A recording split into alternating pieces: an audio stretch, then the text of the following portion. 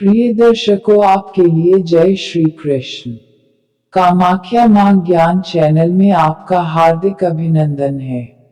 आज हम आपको जिस जानकारी से अवगत कराएंगे, हलषष्ठी व्रत की कथा क्या है, हलषष्ठी व्रत कब व क्यों किया जाता है।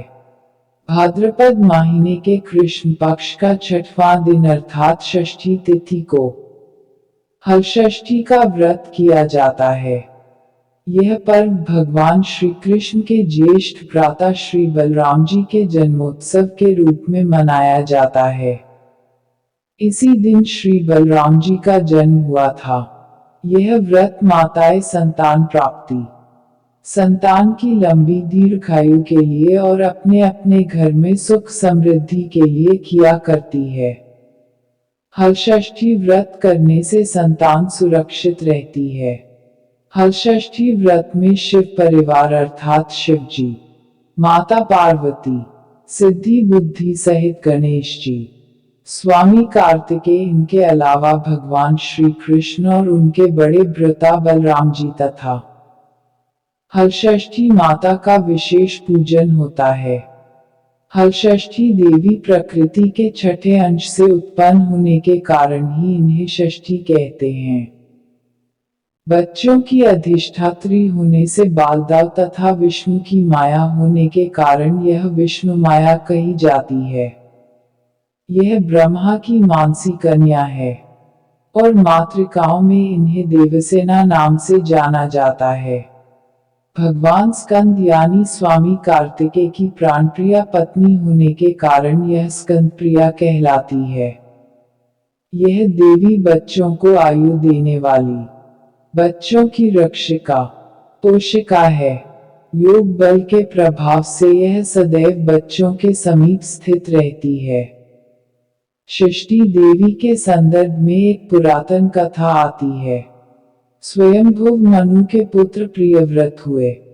वे योगी होने के कारण विवाह नहीं करना चाहते थे, किंतु ब्रह्मा जी की आज्ञा से उन्होंने मालिका नाम की कन्या से विवाह किया। परंतु बहुत समय बीतने पर भी उनको कोई संतान नहीं हुई। तब राजा प्रियव्रत ने कश्यप ऋषि को बुलवाकर पुत्रेष्टि यज्ञ कराया। यज्ञ अग्नि से एक चरु प्रकट हुआ, जिसे राजा ने अपनी रानी मालिका को दिया। उस चरु ने रानी मालिका को खीर दी। उस खीर का सेवन करने से रानी गर्भवती हुई, किंतु 12 वर्ष बीत जाने पर भी उनको कोई संतान नहीं हुई। 12 वर्ष उपरांत रानी ने एक दिव्य स्वर्ण कांति युक्त पुत्र को जन्म दिया था, परंतु उस शिशु के सर्वांग सुंदर होने पर भी वह बालक जीवित न था। इस पर राजा रानी दुखी हो गए। राजा ने अपने उस मरे हुए पुत्र को हृदय से लगाकर दुखी मन से शमशान की ओर चल दिया। शमशान पहुंचकर राजा पुत्र शोक से दुखित होकर रोने व स्वयं के प्राण देने को तत्पर हो गए। उनका सारा ज्ञान नष्ट हो गया। तभी सहसा उन्हें एक दिव्य विमान दिखाई दिया, जो कि श्रेष्ठ मणियों से निर्मित था। उस विमान में एक सुंदर, मनोहर, प्रसन्न वदन, श्वेत चंपा जैसी वर्ण वाली नवयवना विराजमान थी। उसे देखते ही राजा सब दुख भूल अपने मरे बालक को पृथ्वी पर रख उनके पास गया और पूछने लगा कि हे देवी, आप कौन हैं, किसकी पुत्री तथा किसकी पत्नी है। तब वह देवी कहने लगी कि हे राजन, मैं ब्रह्मा की मानसी कन्या हूँ। मेरे पिता ने मुझे भगवान शिव जी के पुत्र स्वामी कार्तिकेय से विवाह कराया था और मैं स्कंद प्रिया हूँ। मैं पुत्रहीनों को पुत्र, पत्नीहीनों को पत्नी, धनहीनों को धन तथा कर्मवानों को उनके कर्मानुसार फल देती हूँ। हे राजन, तुम ज्ञानी श्रेष्ठ कर्मवान हो, इसलिए मैंने तुम्हें दर्शन दिए हैं। तुम दुख का त्याग कर मेरा स्वयं पूजन करो और सर्वत्र कराओ। मैं तुम्हें वर देती हूँ कि तुम्हारा यह पुत्र शीघ्र जीवित हो जाएगा और परम प्रतापी होगा, अपने जीवन में 100 अश्वमेध यज्ञ करेगा, यह सुव्रत नाम से संसार में विख्यात होगा। यह कहकर देवी अंतर्ध्यान हो गई। इधर राजा प्रियव्रत अपने संतान को जीवित देख प्रसन्न होकर पुत्र सहित नगर को वापस आ गए। नगर में हर्षोल्लास मनाया गया। बालक के जन्म से 6वें दिन सूतिका गृह में माता षष्ठी का पूजन कर आनंद उत्सव किया गया। उसी दिन से पूरे संसार में छठी के आयोजन की परंपरा चली। इस प्रकार शिव परिवार से होने के कारण यह देवी हलषष्ठी और यह व्रत के दिन करने के कारण हलषष्ठी कहलाती है। इसका पौराणिक व प्रचलित कथाएं निम्न है। हलषष्ठी व्रत की कथा। मथुरा के राजा कंस अपनी बहन देवकी के विवाह के उपरांत विदा करने जा रहे थे, तो आकाशवाणी के वचन सुन कि देवकी का 8वां गर्भ तेरी मृत्यु का कारण बनेगा।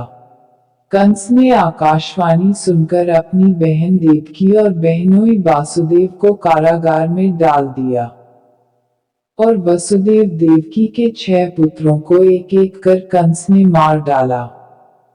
जब 7वें बच्चे के जन्म का समय नजदीक आया तो देवर्षि नारद जी वसुदेव देवकी से मिलने पहुंचे और उनके दुख का कारण जानकर देवकी को हलषष्ठी देवी के व्रत रखने की सलाह दी।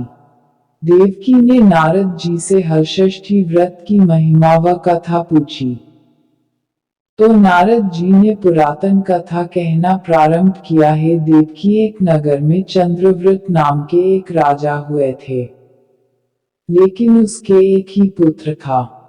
राजा ने राहगीरों के लिए एक तालाब खुदवाया था, किंतु उसमें जल न रहा, सूख गया। राहगीर उस रास्ते गुजरते और सूखे तालाब को देखकर राजा को गाली देते थे। इस खबर को सुनकर राजा बहुत दुखी हुए कि मैंने तालाब खुदवाया, मेरा धन व धर्म दोनों ही व्यर्थ गए। उसी रोज रात राजा को स्वप्न में वरुण देव ने दर्शन देकर कहा कि यदि तुम अपने पुत्र की बलि तालाब में दोगे तो तालाब में जल भर जाएगा। सुबह राजा ने स्वप्न में कही बात दरबार में सुनाई और कहा कि मेरा धन व धर्म भले ही व्यर्थ हो जाए, पर मैं अपने पुत्र की बलि नहीं दूंगा। यह बात लोगों से सुनकर राजकुमार वहां पहुंचा तो वह सोचने लगा कि यदि मेरी बलि से तालाब में पानी आ जाए तो लोगों का भला होगा। यह सोचकर राजकुमार अपनी बलि देने तालाब में बैठ गया। अब वह तालाब पानी से लबालब भर गया। जल के जीव जंतुओं से तालाब परिपूर्ण हो गया। एकलौते पुत्र के बलि हो जाने से राजा दुखी होकर जंगल में चले गए। वहां 5 स्त्रियां व्रत कर रही थी, जिसे देखकर राजा ने स्त्रियों से पूछा, आप कौन सा व्रत और क्यों कर रही हो? राजा के पूछने पर स्त्रियों ने हलषष्ठी व्रत की संपूर्ण विधि विधान को बताया। उसे सुनकर राजा वापस नगर को लौट आए और अपनी रानी के साथ मिलकर हलषष्ठी व्रत को किया। हलषष्ठी व्रत के प्रभाव से राजपुत्र तालाब से जीवित बाहर निकल आया। राजा परिवार सहित हलषष्ठी माता की जय जयकार कर सुख पूर्वक रहने लगे। माताएं अपने घर में सुख समृद्धि बच्चों की दीर्घ आयु की कामना पूर्ति के लिए हलषष्ठी व्रत करती है।